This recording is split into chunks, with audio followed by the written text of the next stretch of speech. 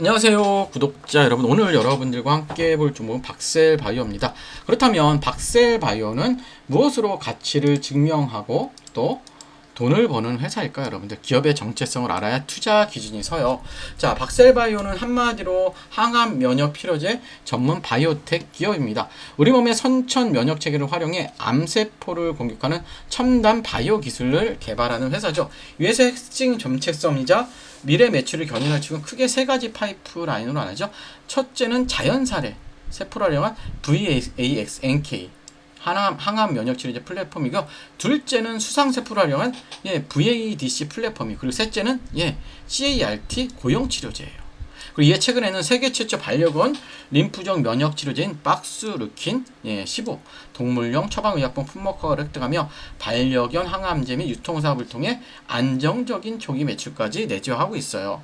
결국 박셀바이오는 난치성 암을 정복하는 글로벌 혁신 신약 파이프라인의 기술 수출을 궁극적인 목표로 삼으면서 동시에 반려동물 헬스케어 시장을 통해 실질적인 캐시케어를 만들어가는 바이오 기업이라고 이해하시면 될 것 같고요, 여러분들. 자, 최근 박셀바이오의 주가 흐름과 시장 뉴스를 보면 투자자분들 고민이 깊어지는 이유를 알 수 있고요. 최근 주가 위치를 냉정하게 짚어보면 연초 대비 주가가 상당 부분 밀려나면 52주 신저가 부근이자 바닥권 횡보 구간에 위치했어요. 시장의 자금이 반도체와 대형주 중심으로만 쏠리다 보니 중소형 바이오텍 전반에 수급이 소외된 탓이 커요. 하지만 주가를 돌려세울 수 있는 최신 핵심 뉴스와 모멘텀은 지속해서 업데이트되고 있어요. 가장 주목할 긍정적 뉴스는 최근 학술지에 게재된 NK세포. 자, 보시면 NK세포 10만 배 증식 기술입니다. 또 호주 특허 등록 소식이요. 또한 주력 파이프라인인 진행성 간암 치료제 임상 이상의 높은 객관율과 질병 통제를 확인하고, 이를 바탕으로 글로벌 바이오학계 등에서 활발하게 글로벌 기술 수출을 타진하고 있다는 점입니다. 반면 우리가 체크해야 할 리스크도 분명히 존재하죠. 맞아요. 자, 신약 개발 바이오 기업의 숙명과도 같은 지속적인 R&D 비용 지출에 따른 재무적 부담이죠. 현재 영업 적자가 지속되고 있는 상태이며 기술 수출이라는 확정된 대규모 계약이 실질적으로 체결되기 전까지는 기술적 성과가 여러분들 곧바로 기업의 이익으로 연결되지 않는다는 한계 있죠. 단기적인 테마성 재료보다는 임상 데이터의 신뢰성과 실제 라이선스 아웃 계약 체결 여부가 중장기적인 구조적 변화 구간으로 보셔야 됩니다. 그럼 차트적으로 분석하기 전에요, 최근에 젠슨 헌이 방문을 했었죠. 그러면서 LG그룹도 주가가 굉장히 많이 올랐는데, 제가 왜 이 말씀을 드리냐면 지금 SK하이닉스와 삼성전자 외국인들이 돈을 빼고 있습니다, 여러분들. 그럼 자연스럽게 이 사람들이 돈을 빼갖고 다른 데 갈 거야? 아니에요. 재투자를 합니다. 그러면 재투자를 하는 방향성을 알아야 돼요. 다음 폭등주를 알아야겠죠, 여러분들. 다음 폭등주는 뭘까요? 저는 로봇이라고 생각해요. 로봇 중에서도 배터리 전력 관리주라고 생각을 합니다. 왜 그러냐면 최근 삼성전자의 파업 이슈, 카카오의 파업 이슈 등 뭐예요?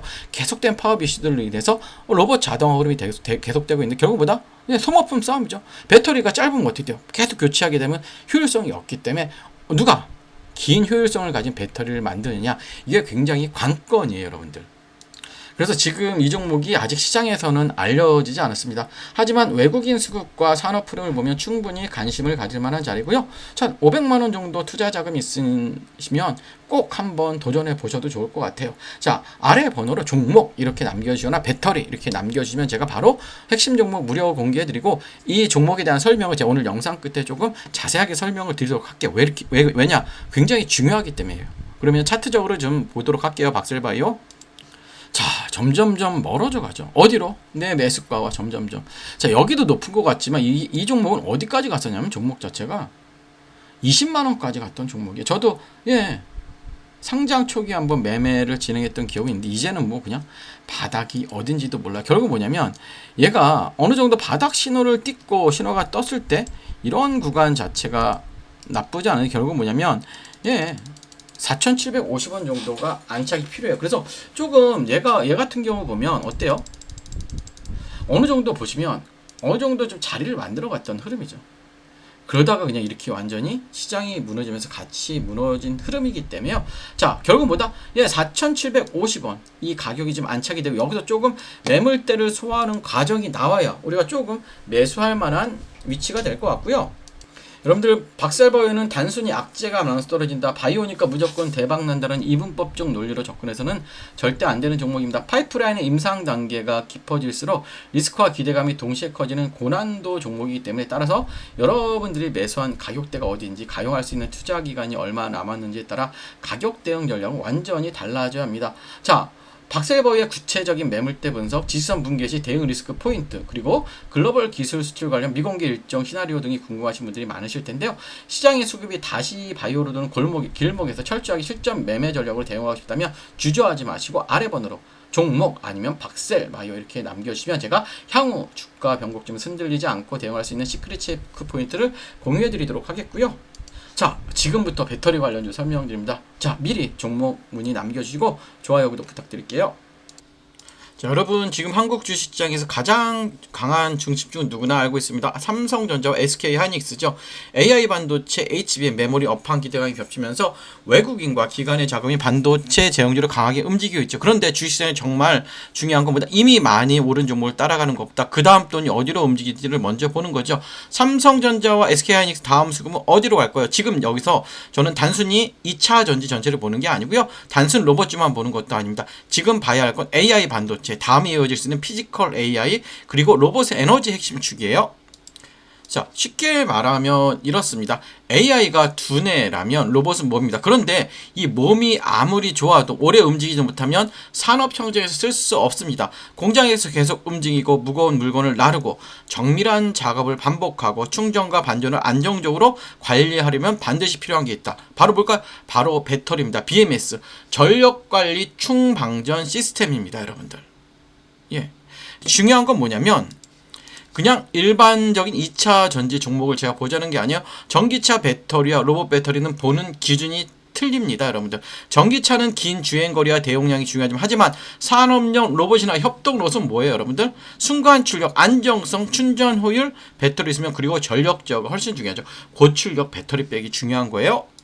그래서 제가 여러분들께 관심 있게 보는 쪽보다 단순 배터리 셀보다 로봇의 배터리를 안전하게 관리하고 전력을 효율적으로 나눠주고 충전과 방전을 제어하는 핵심 부품 쪽이에요, 여러분들. 쉽게 말해 로봇의 배터리가 심장이라면 BMS와 전력 관리는 그 심장이 안정적으로 뛰게 하는 제어 장치죠. 대부분 투자자들은 로봇주라고 하면 로봇팔, 로봇 완성품, 자동화 장비만 먼저 보죠. 물론 그쪽도 중요하긴 해요. 하지만 실제 산업이 커질 때 조용히 같이 따라받는 건 배터리 관리, 전력 제어, 그쵸? 그리고 구동부 전원, 센서 전원, 그리고 고출력 배터리 쪽일 수가 있어요, 여러분들.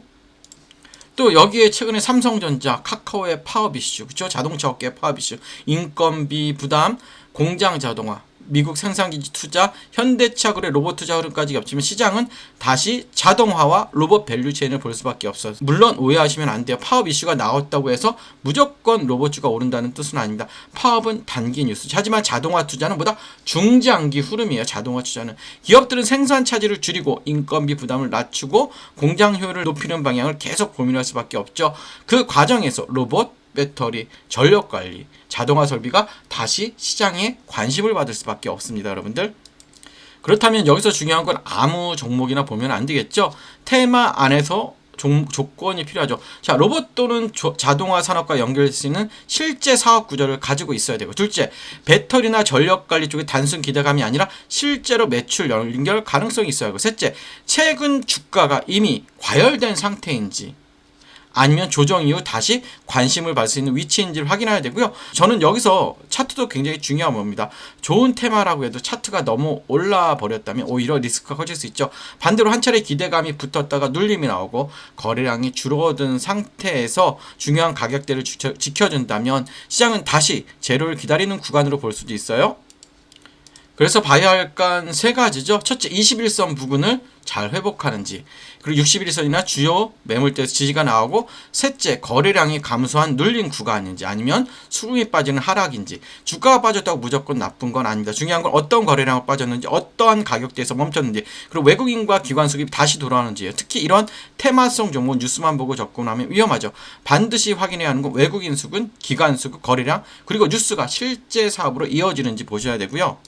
제가 이 흐름을 관심 있게 보는 이슈는 단순히 로봇이라는 단어 때문이 아니에요. 지금 시장의 흐름이 AI 반도체에서 피지컬 AI로, 피지컬 AI에서 로봇으로, 로봇에서 배터리와 전력 관리로 내려오는 구조이기 때문입니다. 반도체가 시장의 두뇌를 담당했다면 다음 두뇌가 실제 산업에서 움직이는 몸, 즉 로봇입니다. 그리고 로봇이 오래 움직이기 위해 필요한 심장, 그게 바로 배터리와 전력 관리입니다. 자, 이 흐름 안에서 제가 보고 있는 종목은 단순 로봇 테마가 아니라 로봇이 실제 산업 청장에서 움직이기 위해 필요한 에너지 핵심 축과 연결되어 있어요. 그래서 이 종목은요, 이름보다 현재 가격대와 수급 위치가 더 중요해요. 이미 관심을 받는 구간인지 아니면 시장이 아직 충분히 반영하지 않은 구간인지, 이게 굉장히 중요합니다. 정리하면 이래요. 지금 시장의 중심은 삼성전자, SK하이닉스예요. 하지만 시장은 항상 다음 수급을 찾죠. 반도체 다음 흐름을 볼 수 있는 건 피지컬 AI와 로봇입니다. 그리고 로봇 안에서도 사람들이 놓치기 쉬운 핵심 배터리, 전력관리, 중방전, 제어예요. 이쪽에서 여러분들 실제 사업 구조가 있고 돈이 나오는 종목을 사야 됩니다. 자, 제가 이 보고 있는 핵심 종목과 함께 현재 주가 위치, 중요한 지지 구간, 수급 체크 포인트 궁금하신 분들은 아래 번호로 종목이라고 문의 주시면 제가 바로 문자로 보내드리도록 하고요. 끝까지 시청해주셔서 감사하고 좋아요, 구독 부탁드릴게요.